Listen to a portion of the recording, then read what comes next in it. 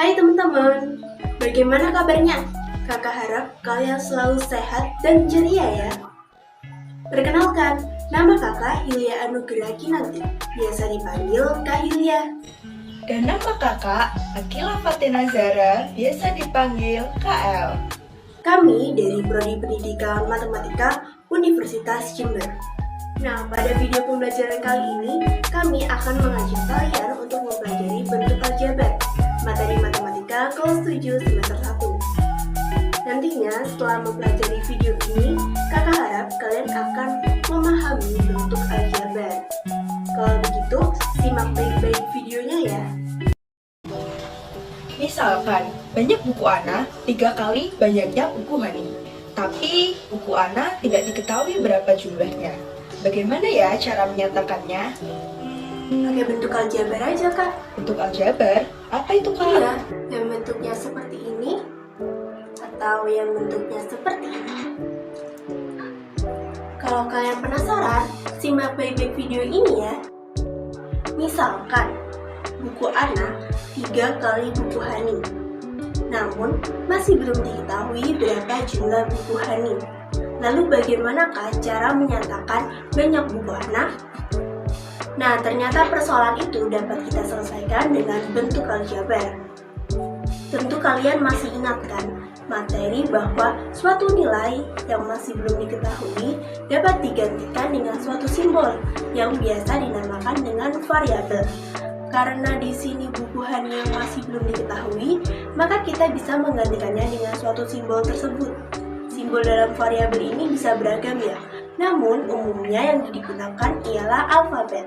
Karena ini buku, maka kita mengambil B agar mudah untuk mengingatnya.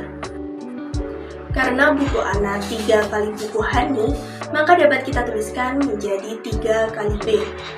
Atau dalam bentuk aljabar, kita bisa menuliskannya menjadi 3B. Nah, 3B ini merupakan bentuk aljabar dengan variabel B, di mana B merupakan simbol untuk menggantikan banyak buku Hani.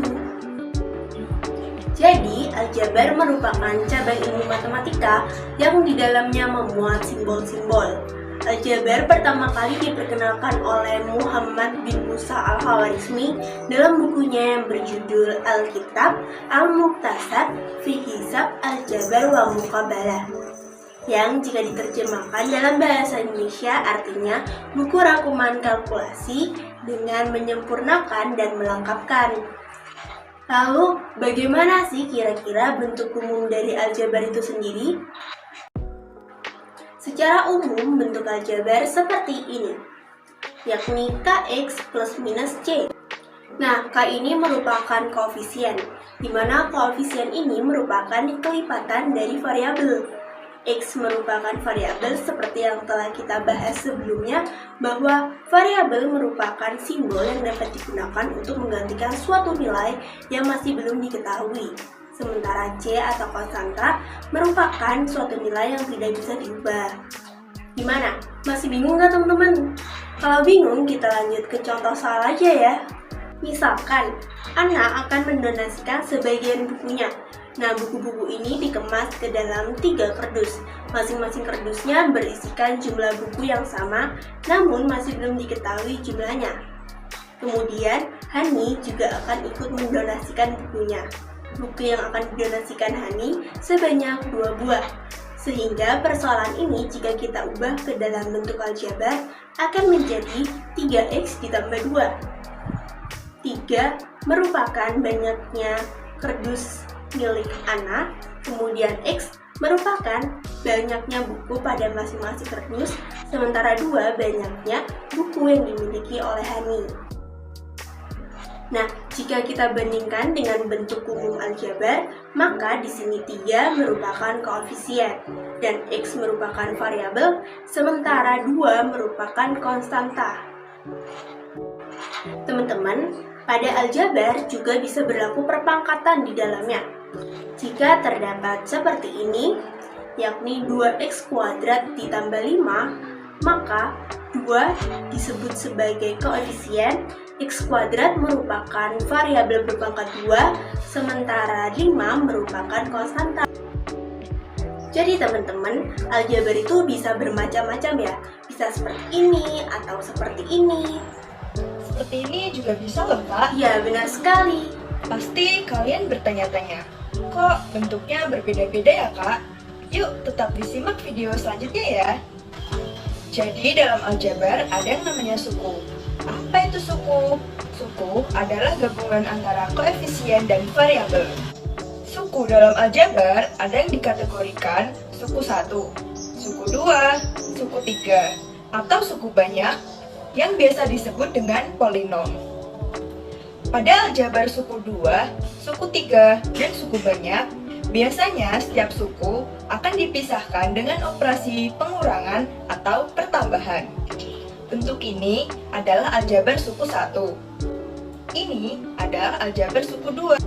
Ini adalah aljabar 3. Dan ini adalah aljabar suku banyak atau yang tadi kita sebut dengan polinom.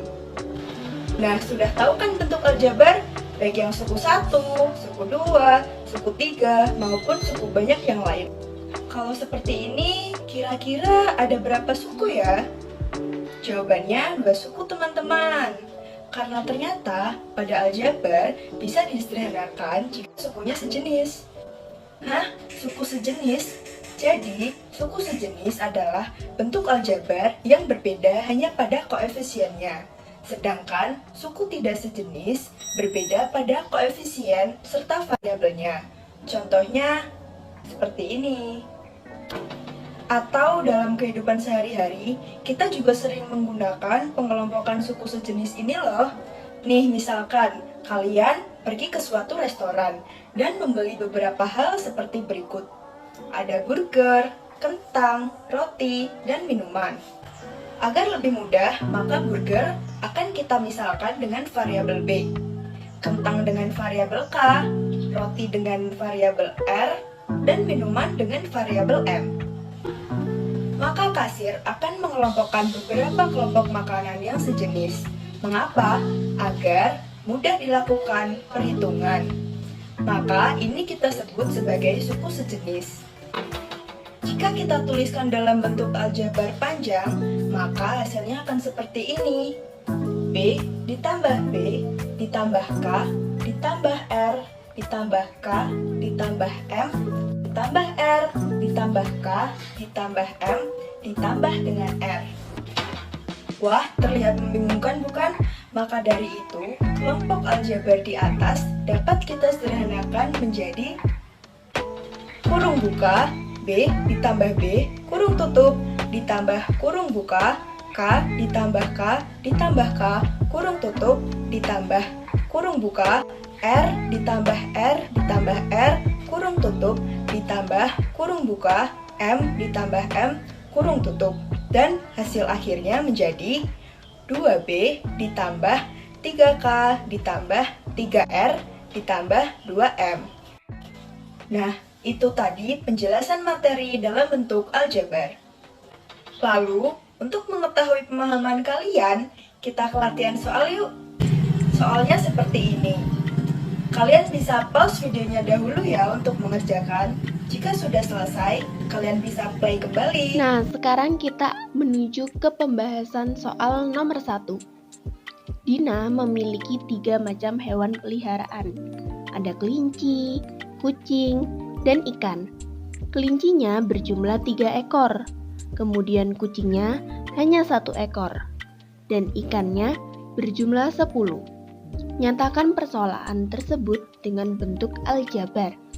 Nah, pertama-tama kita bisa memisalkan kelinci, kucing, dan ikan dengan suatu variabel. Di sini kakak pilih kelinci dimisalkan dengan variabel A, kucing dimisalkan dengan variabel B, dan ikan dimisalkan dengan variabel C. Kemudian, tinggal kita pasangkan dengan jumlah kuantitas masing-masing hewan peliharaan menjadi 3A ditambah 1B ditambah 10C. Atau bisa juga kita tuliskan menjadi 3A ditambah B ditambah 10C. Sehingga bentuk aljabarnya ialah 3A ditambah B ditambah 10C. Nah, selanjutnya kita akan membahas soal nomor 2, yakni sederhanakan bentuk aljabar berikut berdasarkan suku sejenis. 5x ditambah 7y dikurangi 2x ditambah x kuadrat dikurangi 3y ditambah 2. Nah, suku-suku sejenis yang ada pada soal tersebut ada 3 jenis nih, yakni x kuadrat, x, dan y, serta ada satu konstanta. Sehingga tinggal kita asosiatifkan suku-suku yang sejenis menjadi x kuadrat ditambah 5x dikurangi 2x ditambah 7y dikurangi 3y ditambah 2. Kemudian kita operasikan menjadi x kuadrat ditambah 3x ditambah 4y ditambah 2. Jadi, bentuk sederhana dari persoalan di atas ialah x kuadrat ditambah 3x ditambah 4y ditambah 2. Terima kasih telah mengikuti video ini dari awal hingga akhir. Semoga mudah dipahami dan bermanfaat bagi kalian. Sampai berjumpa di next video. Dadah!